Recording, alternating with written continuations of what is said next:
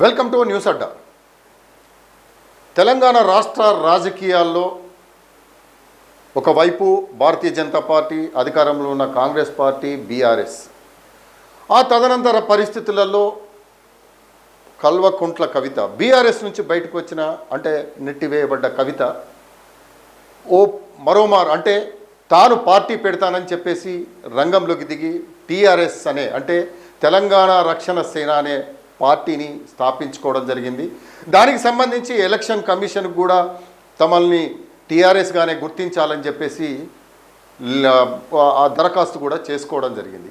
ఈ క్రమంలో కల్వకుంట్ల కవిత అస్తిత్వం చూసి మరి గులాబీ దళం భయపడుతుందా, జడుచుకుంటుందా అంటే నిజంగానే దడుచుకుంటుందని చెప్పేసి చెప్పవచ్చు.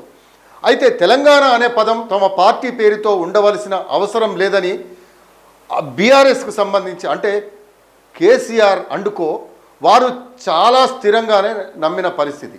ఆ పేరును సైతం తొలగించుకున్న వైనం మనందరికీ తెలుసు. ఆ పదాన్ని త్యజించారు. అప్పట్లో విమర్శలు చాలా వెల్లువెత్తాయి.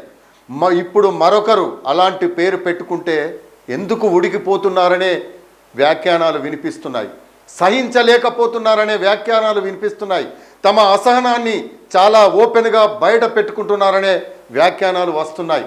కల్వకుంట్ల కవిత సొంత పార్టీ పెట్టడం ద్వారా తెలంగాణ రాష్ట్ర రాజకీయాల్లో ఏమాత్రం ప్రభావం చూపించగలరో తర్వాత సంగతి, ఏ విధంగా చూపించగలరో తర్వాత ఆలోచిద్దాం. కానీ తండ్రి సోదరులతో అయితే ఏ విధంగా విభేదించారో, పగబట్టారో వారిలో మాత్రం వణుకు పుట్టిస్తున్న వాతావరణం ఇప్పుడు కనిపిస్తుంది. కల్వకుంట్ల కవిత స్థాపించిన పార్టీకి తెలంగాణ రక్షణ సేన అనే పేరును అనుమతించడానికి వీల్లేదని అభ్యంతరం తెలియజేస్తూ భారత రాష్ట్ర సమితి కేంద్ర ఎన్నికల సంఘానికి ఫిర్యాదు చేయడమే ఇందుకు ఉదాహరణ. కేసీఆర్ పేరు వాడుకుంటూ గులాబీ దళంలోని ఇతర నాయకులు సాగిస్తున్న అవినీతి దందాల మీద దండెత్తిన కవిత సహజంగానే వారి ఆగ్రహానికి గురయ్యారు. కేసీఆర్ కూడా నిర్మోహమాటంగా కూతురిని పార్టీ నుంచి వెలివేశారు. వెలివేత తర్వాత ఆ పార్టీ ద్వారా తనకు దక్కిన ఎమ్మెల్సీ పదవి కూడా వద్దంటూ రాజీనామా చేసిన కల్వకుంట్ల కవిత కొంత విరామం తర్వాత సొంత పార్టీని ప్రకటించారు.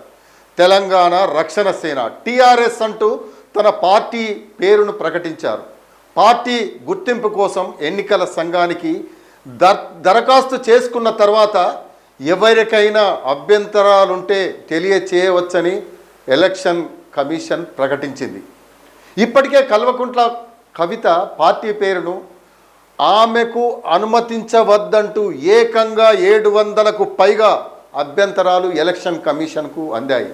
సహజంగా ఇవన్నీ గులాబీ ప్రేరేపిత అభ్యంతరాలే అయి ఉంటాయనడంలో సందేహం అయితే లేదు. తాజాగా బీఆర్ఎస్ కూడా అధికారికంగా తమ అభ్యంతరం తెలియజేసింది. ఏ విధంగా? తమ పార్టీ బీఆర్ఎస్ అయినప్పటికీ ఆ పార్టీని ప్రజలు ఇంకా టీఆర్ఎస్గానే గుర్తిస్తున్నారంటూ ఈసీకి ఒక లేఖ రాసింది. టీఆర్ఎస్ అనే పేరు తెలంగాణ సెంటిమెంటుతో ముడిపడి ఉన్నదని, అందువల్ల ఆ పేరు మరెవ్వరికి కేటాయించడానికి వీల్లేదని కూడా వారు ఆ లేఖలో కోరడం జరిగింది. ఎందుకు? వాళ్ళకేమైనా పేటెంట్ రైట్స్ ఉన్నాయనా అంటే వాళ్లకు మింగుడు పడడం లేదు. అయితే కవిత పార్టీని చూసి మరి దీన్ని బట్టి చూస్తే జడ్చుకుంటున్నట్లుగా బీఆర్ఎస్ ఈ అభ్యంతరాలు తెలియజేయడం పట్ల అనేక విమర్శలు అయితే వెల్లువెత్తుతున్నాయి. టీఆర్ఎస్ అనే పేరు అంతగా తెలంగాణ సెంటిమెంట్తో ముడిపడి ఉన్నదని గులాబీ దళాలకు ఈరోజే తెలిసొచ్చిందా? నిజంగా తెలిసొచ్చిందా? నిజంగా ప్రజలు కూడా గతంలోనే పార్టీ పేరు మార్చుకున్నప్పుడే ప్రశ్నించిన వైనం ప్రస్తుతం కూడా ప్రశ్నిస్తున్న వైనం. వారు అంటున్న సెంటిమెంట్ పట్ల వారికే నిజంగా నమ్మకం ఉన్నట్లయితే జాతీయ రాజకీయాల్లో చక్రం తిప్పాలనే అత్యాశతో తెలంగాణ అనే పదాన్ని చెత్తబుట్టలు దాఖలు చేసి భారత రాష్ట్ర సమితిగా పేరు మార్చుకొని ఉండేవారే కాదు కదా. తెలంగాణ సెంటిమెంట్ మీద నమ్మకం ఉంటే అది ఎందుకు చెత్తబుట్ట పాలు చేసేవారు అంటే ఆ అభిప్రాయాలు కూడా వ్యక్తమవుతున్న సందర్భం కూడా మనం చూస్తున్నాం. కేవలం పేరు పోలిక ఉన్నంత మాత్రాన ప్రజలందరూ మరి మూకుమ్మడిగా వెల్లువలాగా కవిత పార్టీకి ఓట్లు వేస్తారా? ఏ అంశాలను ఇతరత్ర ఏ అంశాలను పట్టించుకోరా? గుర్తు కూడా ప్రాధాన్యం ఉండదా? వాళ్ళది కారు గుర్తు కావచ్చు, మరి కవితకి ఏ గుర్తు ఇస్తారో తెలియదు కదా, మరి దానికి కూడా ప్రాధాన్యం ఉంటుంది కదా.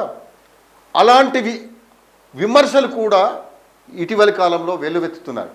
మరి ఈసీ నిర్ణయం ఎలాగైనా ఉండకపోవచ్చు, ఉండవచ్చుగాక. మొత్తానికి కవిత స్థాపించిన పార్టీని చూసి తెలంగాణ రాజకీయాలు ఎవరు జడుచుకున్నా జడుచుకోకపోయినా ఆమె మాతృ సంస్థ పితృ సంస్థ అయిన గులాబీ దళం మాత్రం నిజంగా భయపడుతుంది, జడుచుకుంటుందని చెప్పవచ్చు.